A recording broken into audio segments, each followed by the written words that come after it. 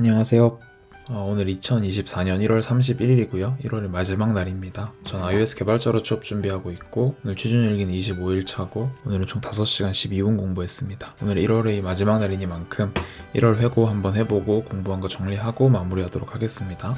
여기 이미지 보시면 이게 제가 1월에 공부한 그 시간표고요. 31일 중에 25일 공부했고 목표했던 공부 시간 150시간인데 132시간 18분 공부해서 달성률은 88%, 그리고 평균 공부 시간은 5시간 17분, 가장 많이 공부한 시간 7시간 23분이고 스스로 평가해보면 제가 전업 취준생인데 비해서는 많이 부족한 시간이지만 적응 기간이라고 생각하면 앞으로 공부할 수 있는 발판을 좀 마련하는 시간이었다고 생각을 합니다. 그리고 너무 감사하게도 1월 동안 유튜브 구독해주시는 분도 150분 정도 더 생겨서 정말 감사하게 여기고 있습니다. 이제 1월에 잘한 점 못한 점에 대해서 한번 말씀드려보면 첫 번째 습관 만들기라고 적었는데 잘한 점에 이제 공부하는 게 공부 시간을 제가 아침에 1시간, 오후에 3시간, 밤에 저녁에 3시간이라서 사이에 좀 충분히 쉬면서 공부하고 있는데 공부하는 게 너무 부담스럽지 않고 좀 편해지고 습관화가 되고 있고 그 습관을 만들어서 좋게 생각하고 그 식사도 이제 저 같은 또 핑계쟁이들은 또 식사가 뭐 배가 부르니 뭐 소화가 안 돼서 공부를 못하느니 이런 소리를 할 수 있기 때문에 점심을 제가 거의 똑같은 걸 먹어요. 그런 것도 루틴을 만든 거 또 잘했다고 생각을 하고 건강 챙기기라고 적어봤는데 저는 또 편식쟁이이기 때문에 이제 채식 같은 건 잘 못하고요. 제가 요즘 즐겨보는 이제 정희원 교수님이라고 계신데 그분 늘 말씀하시는 게 단순당과 정제탄수화물 자제해라. 당 들어간 음료수, 탄산 같은 거나 정제탄수화물 흰쌀밥이죠. 그걸 좀 자제해라 해서 그 음료수 같은 걸 거의 끊었고 또 현미밥을 먹고 있는데 뭐 사실상 흰쌀밥이랑 크게 차이가 없는 것 같습니다. 맛있어서. 이제 기록 시스템, 제가 원래 저는 기록하는 걸 정말 싫어하고 힘들어하는데 좀 시스템을 좀 마련을 해서 매일 일기처럼 이렇게 하루에 뭐 했는지를 다 적고 있고 강의 들은 거에 대해서 저만의 언어로 이렇게 정리를 하고 있어요.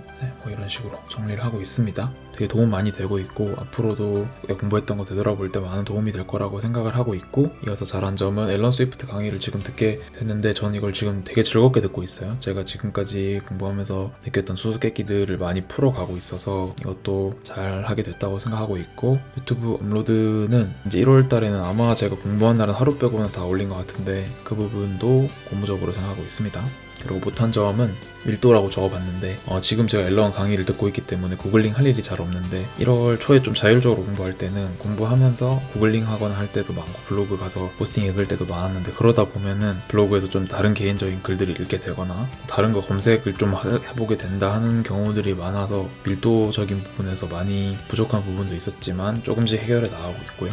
이어서 기록에 대한 과도한 집착이라고 적어봤는데 블로그도 작성을 했고 깃허브에도 공부한 거 올리고 노션에도 정리하고 있는데 이제 블로그는 안 하기로 했고요. 저한테는 비효율인 것 같아서. 그리고 깃허브 노션도 이제는 막 기록을 좀 해야 되는 압박감이 있어서 쓸데없는 것까지 다 기록을 하게 되는 현상이 일어나고 있어서 그 부분은 스스로 좀 조율을 잘 해야겠다라고 생각하고 있습니다. 이어서는 취업 정보 무지라고 적어봤는데 어쨌든 제가 취준생인데 현재는 뭐 앨런 강의도 듣고 있고 좀 기초를 다지다 보니까 취업 판에 돌아가는 정보에 대해서는 좀 무지한 거에 대해서 앞으로 관심을 좀 높여야겠다라고 생각을 하고 있고, 이어서는 1월에 제가 한 3월 동안 스트레이트로 휴식을 한 적이 있는데 그때 돌아왔을 때 후유증이 좀 크더라고요. 그래서 다시 공부하는 게 참 힘들었던 경우가 있는데 이렇게 3일씩 연장으로 쉬는 거는 좀 자제해야겠다라고 생각하고, 또 최근에 아시안컵 축구를 제가 너무 재밌게 보고 있어서 이거에 대한 영향을 많이 받는데요. 오늘도 어제 축구가 늦게 끝나서 오늘 공부도 늦게 가게 됐고, 이런 부분들은 그래도 아시안컵 끝나면 자연히 해결될 거라고 여기고 있습니다. 이렇게 1월 회고는 마무리해보고요. 이제 오늘 공부했던 거 한번 정리를 해보겠습니다.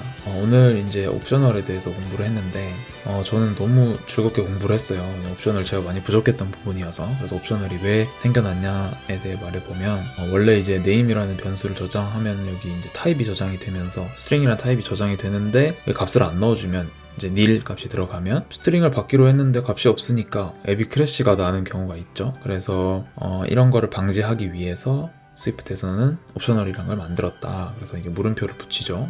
쉽게 생각을 하면은 int라는 메모리 공간 안에 int랑 값 없음이라는 값이 들어갈 수 있는데 int가 들어가면 물음표를 씌워주면 int는 옵셔널이라는 포장지에 쌓이고 값이 없다면 그게 nil이라는 포장지에 쌓여서 메모리 공간 안에 들어갔는데, 그렇기 때문에 이제 값 없음이라고 인식을 안 해서 크래시가 날 일도 없습니다. 하지만 요거를 이제 실제 값을 사용하기 위해서는 우리가 포장지를 벗겨주는 언래핑을 해야 된다. 그렇게 옵셔널 개념을 이해를 할 수 있었다고 이제 정리할 수 있겠고요. 옵셔널 값 추출 방법. 여기는 뭐 옵셔널 값 추출하는 방법이 여러 가지죠. 이플랩도 있고 가드렛도 있고 여기 닐 콜레싱인가요? 이것도 있고 뭐 강제 추출도 있고 있는데 제가 좀 인상 깊었던 거는 여기 이플랩 바인딩 부분입니다.